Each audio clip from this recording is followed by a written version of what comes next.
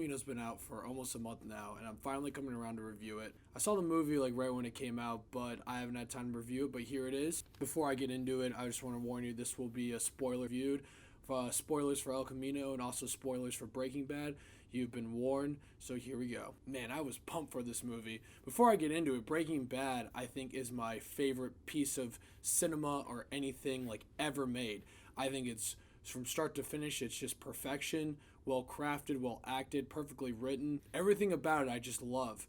So when I heard they were making a Breaking Bad movie, sort of a sequel to it, I was kind of skeptical. I didn't know what they could do considering Breaking Bad ended so perfectly. But when I saw Vince Gilligan was writing and directing it, I wasn't worried at all. He's a genius when it comes to this stuff. He has a vision. Better Call Saul right now has been fantastic. The people thought that would be a disaster, but that's been incredible too. So the movie starts out, it's a flashback. It's Jesse talking to Mike, and I love this. We finally get to see Mike again. And I love this flashback because it kind of shows Mike was the reason Jesse wanted to go to Alaska when he was going to leave at the end of season 5. Then it cuts to Jesse escaping from the compound. He goes straight to Skinny Pete and Badger's house. He stays there for the night. He wakes up, he has PTSD, like, right away. He starts freaking out when he realizes he's not in the cage. Once he realizes he's back and he's safe, he kind of calms down a little bit. He realizes he needs to get rid of the El Camino, so he calls Joe, the guy who disposed of the RV in season 3. Joe comes, tells him that this car is, like, the car jack's been activated, or the whatever the thing's called, whatever. It's been activated. So the police know the car's already there.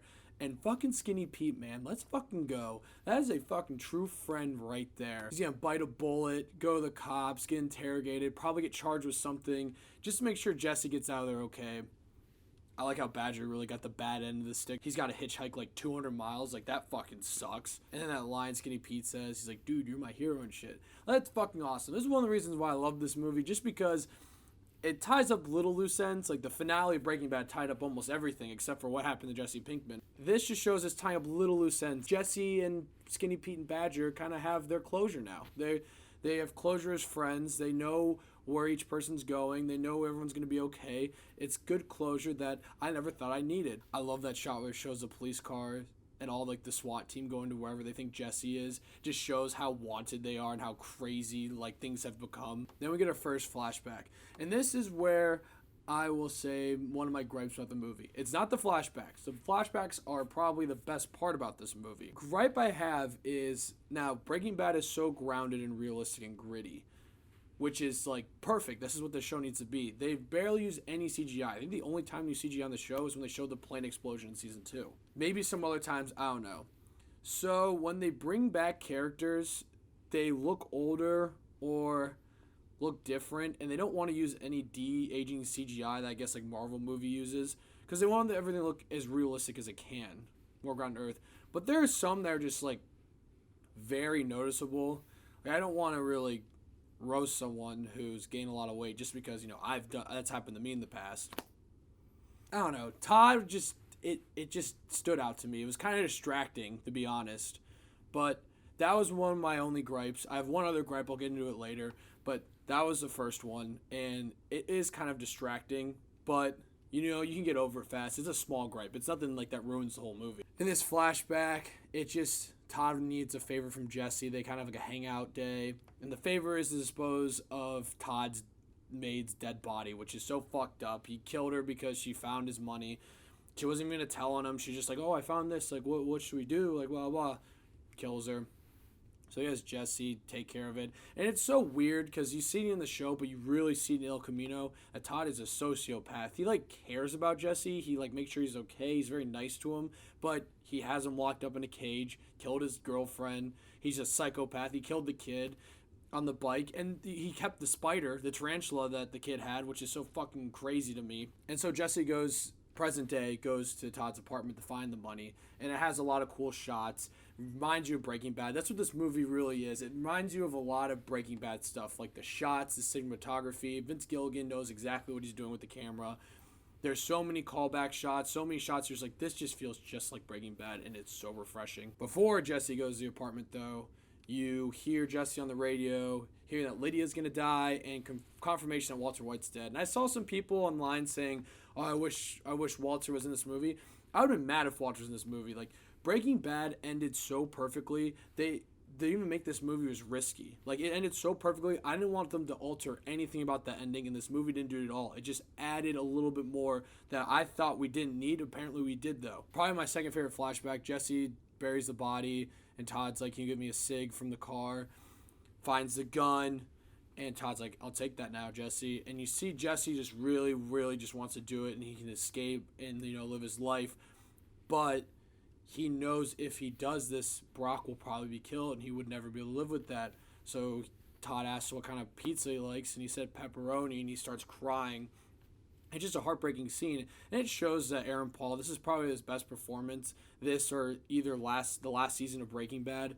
Aaron Paul is just such a great actor. I just can't even emphasize that enough. And Jesse finds the money in the fridge, kind of a clever place to hide it, and then the cops show up, and they turn out to be fake cops. Before that, though, I love that shot where Jesse's in the dark. He's, like, holding the gun, and it, like, zooms in. It's kind of like a callback to the first episode when Walt had the gun. And then also Jesse killing Gale at the end of Season 3. But it was such a cool shot. Like I said, totally Breaking Bad. You find out the cops are fake. And this is where my second gripe is. Like I said, not a big gripe. Doesn't ruin the movie at all. I understand why it's here, but it just was kind of weird for me to see, like, these, like, welding guys are the villains. And they just kind of felt like tacked on, like kind of an afterthought. But I understand why they're in the movie. You kind of need some sort of conflict besides them just running away from the cops. If you're gonna make a movie like this, but like I said, it kind of felt tacked on. I know eventually there's that flashback where Jesse's like running back and forth, that horrible flashback where he's trying to break the thing, and it's the guy who put together that slave-like contraction. Because that guy is a dick. I mean, he knows that Jesse's basically a slave for them. It's not a big issue, though. That's just my one gripe for me, to be honest. There's no emotional pull to this villain, like, say, with Todd or Gus or those guys. But like I said, it's in the show. They have, like, episodes and hours of development. The welding guys just seemed a little tacked on it, but I understand why it's in the movie. Jesse goes to the vacuum cleaner place, the place where you say the whatever and you can disappear forever. He's supposed to go there, the Season 5 episode Confessions, but when he finds out that Walt poisoned Brock, he doesn't want to go anymore. It's a hilarious scene where you find out Jesse doesn't have enough money, but it's just funny when he tries to call out him on his bluff, saying there's no way you would actually call the cops. And I actually kind of believed Jesse at first, but at the same time, I was like, the cops are definitely coming, right? Like, for sure. But at the same time, I was like, he's got a point, though. I don't know, like, he's got a lot to lose if he does. And I love that scene. I just love that shot where he's like, wow, you love that response time. And Jesse turns around just like, oh, shit. And he runs away. It's just one of those classic Breaking Bad comedic moments that, very underrated, by the way, in Breaking Bad. The show is actually very funny, and that's just one of the callbacks to the hilariousness of the show. Then Jesse calls his parents, says, like, this isn't your fault, you did your best. I love that, too. You got more closure and something I didn't think we needed closure for, Jesse's parents. And it was short. It was like 30 seconds long, but it was there. It's like Vince Gilligan tied up all loose ends in the finale of Breaking Bad, but he realized there's a little tiny bit more loose ends. Like one big loose end, what happens to Jesse, but then little tiny ones, and he's just like, I'm going to use this movie to tie up everything, so there's no more questions. He goes to his parents' house to go in the safe and basically just get the guns. And there's a scene that's like a Western standoff. Now, the scene is awesome. I love this scene. And it kind of takes back my gripe because without these characters, the scene wouldn't have happened. But I'm just saying it just felt a little tacked on, the characters themselves. But the scene was awesome. The guy's about to draw his gun. Jesse has the second gun in his pocket, and he blasts him, and he kills the other dude. People are saying, like, oh, Jesse's full Heisenberg right there. No, I think that was Mike. That was full Mike. He learned that move from Mike. That is what Jesse would want to be if he had to choose, if it was Heisenberg or Mike. And I think he totally evolved into Mike in that point. Then it cuts back to a flashback. Best flashback in the movie. Best scene of the movie. It's Jesse's at a hotel. He's talking to Jane on the phone. He knocks on the door, and you see that it's Walter White. And this takes place right after the 4 Days Out episode where they almost died in the middle of the desert trying to cook meth for 4 days. And they're just eating at a diner, and it's just them talking like old times. It really felt like old times again. It felt like Breaking Bad is back. Just funny banter back and forth. And just a great conversation. Like Jesse telling Walt he's going to make sure his family gets his money. And then Walter telling Jesse, have you ever considered college? There's nothing stopping you. And the whole scene is great. It's right before shit started going really bad. Right before Jesse started getting addicted to heroin. Right before Jane died. Right before Walt met Gus. really right before all this stuff happens. It's like their last real moment before they kind of truly hate each other. I know that sometimes in season 5 they enjoyed each other. This is right before everything started to go to shit. So it's kind of like the last moment before that. You see the RV, and then that hilarious line about, you gotta get your GED, and Jesse's like, I got my diploma. You were standing on stage when they handed it to me. Like, that was so funny. And then Walter looks at the RV and goes, you're really lucky. You didn't have to wait your whole life to do something special. Which just says something about Walt's character. Like, he really thinks cooking meth is so special. But it just shows that Walter really feels alive. It took him 50 years to finally feel alive by doing something that he feels like is special, while Jesse just thinks it's kind of normal. He doesn't really think it's special. So he kind of gives him that look. It kind of shows that they kind of wanted, Walter's really wanted like what Jesse does, and Jesse always kind of wanted what Walter does. So it's kind of nice to see those two communicate again. But like I said, I love that scene. That's my favorite scene in the movie. It just felt like old times again. Then at the end, Jesse's in Alaska. He writes a letter to Brock, and he's driving on his way. There's a flashback with him talking to Jane about not letting the universe tell you where to go.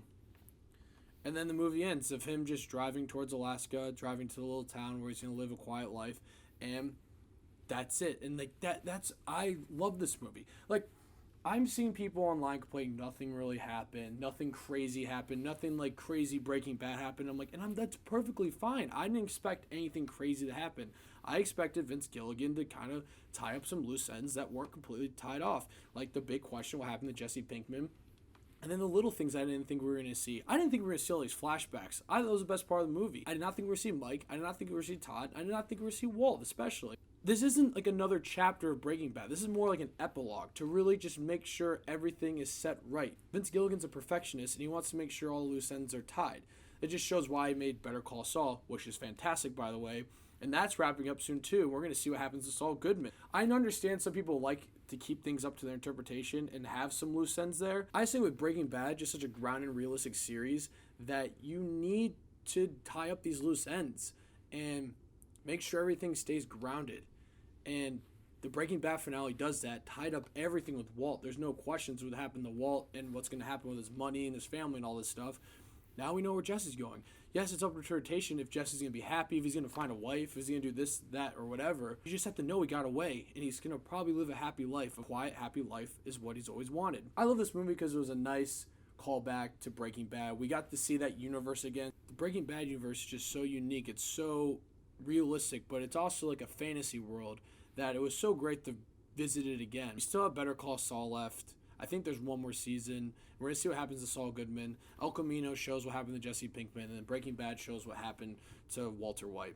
If you've never seen Breaking Bad, then I don't even know why you'd watch this movie. You're probably bored out of your mind. And if you did see Breaking Bad, you should really appreciate this movie, because this movie wasn't trying to be anything crazy. It was just trying to be a nice piece added to the Breaking Bad universe, which is something I didn't think I needed, but after watching this movie, it fits perfectly, and it's something I definitely did need. Yes, I have my two gripes about actors looking different, and the villain in the movie kind of seemed a little tacked on, but they're small gripes. They really are. They don't really affect the movie at all for me. If you're a Breaking Bad fan, you're going to love this movie.